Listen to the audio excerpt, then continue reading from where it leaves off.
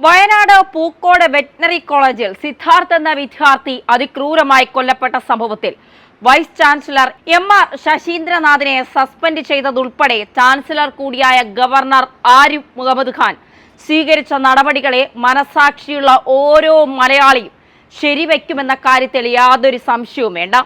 പൈശാചികമായ സംഭവത്തിന്റെ നടുക്കം വിട്ടുമാറാതെ കഴിയുന്ന ഓരോ മനുഷ്യനും ഇങ്ങനെ ഒരു നടപടിക്ക് വേണ്ടി കാത്തിരിക്കുകയായിരുന്നു. പൂക്കോട് ക്യാമ്പസിൽ എന്തൊക്കെയാണ് നടന്നതെന്നറിയാൻ ജുഡീഷ്യൽ അന്വേഷണം ആവശ്യപ്പെട്ട ഹൈക്കോടതിക്ക് ഗവർണർ കത്തെഴുതുകയും ചെയ്തിട്ടുണ്ട്. Kerala veterinary and animal science university act പ്രകാരം ഹൈക്കോടതി സിറ്റിംഗ് ജഡ്ജിയോ സുപ്രീം കോടതി ജഡ്ജിയോ ആണ് അന്വേഷിക്കേണ്ടതായെന്നും ഉത്തരവിൽ വ്യക്തമാക്കിയിട്ടുണ്ട്. മണ്ണുത്തി സർവകലാശാല VC-യെ സസ്പെൻഡ് ചെയ്തതിനു പുറമെ അവിടുത്തെ റിട്ടയർഡ് പ്രൊഫസർ ഡോക്ടർ P. ശശീന്ദ്രന് VC-യുടെ അധിക ചുമതല നൽകിയതും മണിക്കൂറുകൾക്കകം ചുമതല ഏറ്റതും സ്വാഗതാർഹമായ നടപടിയാണ്. സംസ്ഥാന സർക്കാരിന്റെയും സർവകലാശാലയുടെയും അനങ്ങാപ്പാറ നയത്തിനെതിരെ ഗവർണർ യുദ്ധകാലാടിസ്ഥാനത്തിൽ നടപടിയെടുത്തതോടെ പ്രതിക്കൂട്ടിലായ വകുപ്പ് മന്ത്രി ചിഞ്ചുറാണി ചില കാര്യങ്ങൾ ചെയ്തുവെന്ന് വരുത്തിയിരിക്കുന്നു. വിദ്യാർത്ഥിയുടെ മരണം ബന്ധപ്പെട്ടവരെ സമയബന്ധിതമായി അറിയിക്കാതിരുന്ന കോളേജ് ഡീനിനെ മാറ്റി നിർത്താൻ നിർദ്ദേശം നൽകിയിരിക്കുകയാണത്രേ. ഇതേ മന്ത്രി പക്ഷേ VC-യെ സസ്പെൻഡ് ചെയ്ത ഗവർണറുടെ നടപടി അംഗീകരിക്കാത്തതിൽ നിന്ന് ആത്മാർത്ഥതയില്ലായ്മ വ്യക്തമാകുന്നുണ്ട്. വളരെ ഗുരുതരമായ വീഴ്ചകളാണ് വെറ്റിനറി സർവകലാശാല VC-യുടെ ഭാഗത്തുനിന്നുണ്ടായതെന്ന് വ്യക്തമാണ്.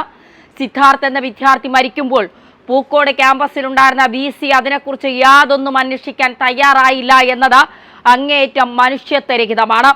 3 ദിവസമാണ് VC ഈ ക്യാമ്പസിലുണ്ടായിരുന്നത്. അപ്പോൾ വിദ്യാർത്ഥിയുടെ മരണത്തെക്കുറിച്ച് അറിഞ്ഞിരുന്നു എന്ന് ഉറപ്പാണ്.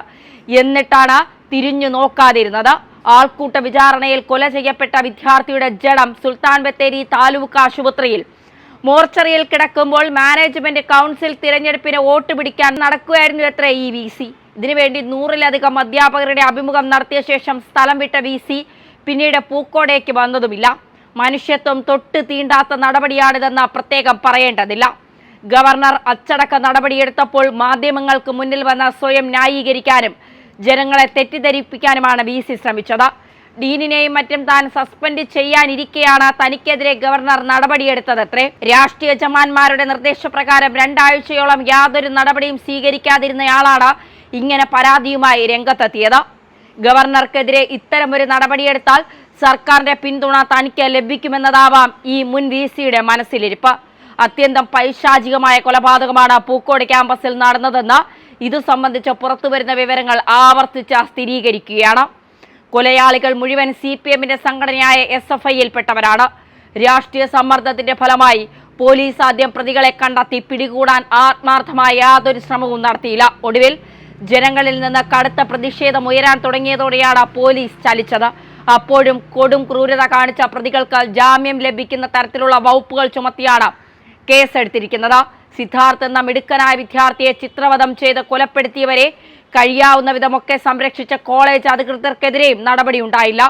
ഈ സാഹചര്യത്തിലാണ് ശക്തമായ നടപടി ഗവർണറുടെ ഭാഗത്തുനിന്നുണ്ടായത്.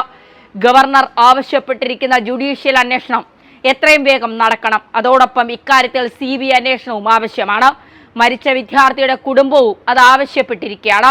CBI അന്വേഷണത്തിലൂടെ മാത്രമേ ഈ പൈശാചിക സംഭവത്തിന്റെ പൂർണ്ണ വിവരങ്ങൾ പുറത്തുവരികയുള്ളൂ. ആരൊക്കെയാണ് പ്രതികളെന്നും ആർക്കൊക്കെയാണ് ഇതിന്റെ ഉത്തരവാദിത്വമെന്നും CBIക്ക് കണ്ടെത്താനാകും. ആക്രമികളെ രക്ഷകരായി കാണുന്ന ഒരു മുഖ്യമന്ത്രി ആഭ്യന്തര വകുപ്പ് ഭരിക്കുമ്പോൾ പോലീസിന്റെ അന്വേഷണം പ്രഹസനമായി കലാശിക്കും. കുറ്റവാളികളെ വിദഗ്ധമായി രക്ഷപ്പെടുത്തും. ഇങ്ങനെ സംഭവിക്കാതിരിക്കണമെങ്കിൽ കാലതാമസം കൂടാതെ CBI അന്വേഷിക്കുകയാണ് വേണ്ടത്.